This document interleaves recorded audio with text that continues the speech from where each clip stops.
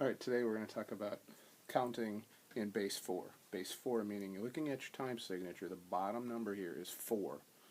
Okay, so anything with a 4 in the bottom is going to be base 4, and you'll be dealing with these types of note values and durations. The top number can vary, and here we're going to start with very simple, most common 4/4 time, also known as common time. In any base, you're going to have a rhythm tree, and it just breaks down. So we start at the top. You notice the whole note, which takes up the whole measure. In base 4, that's 4. That's your base, so that in this case, with the top number being 4, your whole note is 4 beats. Okay. So then we go down from there, break it down, or subdivide it down. We can subdivide the whole note down into half notes. So we end up with 2 half notes, each being 2 beats in duration, or 2 beats long. Subdivide the next level down to quarter notes. You have 4 quarter notes in a measure, each one getting a quarter of the measure, or 1 beat. Okay, in base 4, the quarter note gets 1 beat. Okay, that's the bottom number tells you that. The base 4, a fourth or quarter note is 1 beat. We can subdivide one step down farther for now. Later we'll go farther, but for right now we're going to go down to the 8th note, or 1/8 of a beat, half of a beat, half of a quarter note. Each 8th note gets 1/2 of a beat. Okay, so let's look on. Starting out with our whole note. It's really important to understand how to write in counting in order to be able to decipher or figure out rhythms. When you come across a rhythm that you don't quite understand, you can't quite get it, if you can write in the counting and then speak the counting, you can figure it out. But you have to understand the process. So let's start with a whole note.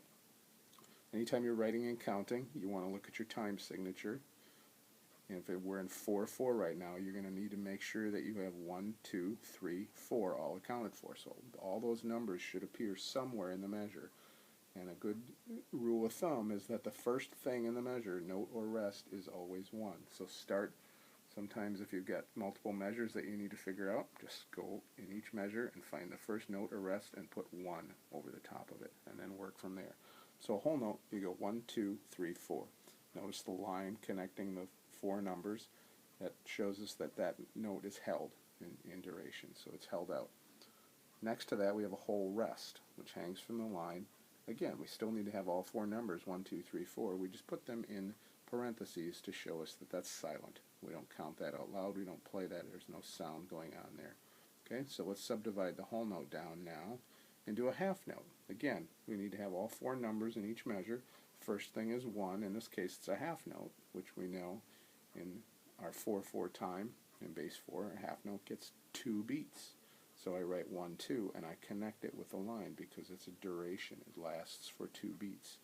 3/4 under the half rest is in parentheses again to show silent. Notice again all numbers there, 1, 2, 3, 4. Break it down, subdivide it down one step farther, down to quarter notes, each note getting 1 beat. Now you'll notice the numbers 1 and 2 are not connected by a line because each quarter note takes up 1 entire beat just by itself. And then we have the quarter rests.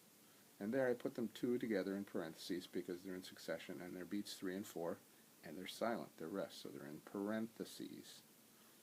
Break it down one step farther, we go down to 8th notes. Subdivide it, and now we have to use not only the 1, 2, 3, 4 numbers, but the plus signs to take care of the ands, or the upbeats, in between the beats. So we have 1 and 2 and. Each one of those notes gets a half of a beat. So the first one is 1, but it's only half of 1. The second one is the other half, which is the and. And then we go on 2 and then the rests are 3 and, 4 and, last half of the measure, all in parentheses. When you're dealing with a measure of 8th notes, it's a good idea to just lay it out there first and get your 1 and 2 and 3 and 4 and all the way through under each 8th note or 8th rest, and then you can figure out where your parentheses go, if any. Okay? That's subdividing down to the 8th note level. You can go back and watch this, rewind it back and forth if you need to, but this will take you up through the 8th note level in base 4/4 time.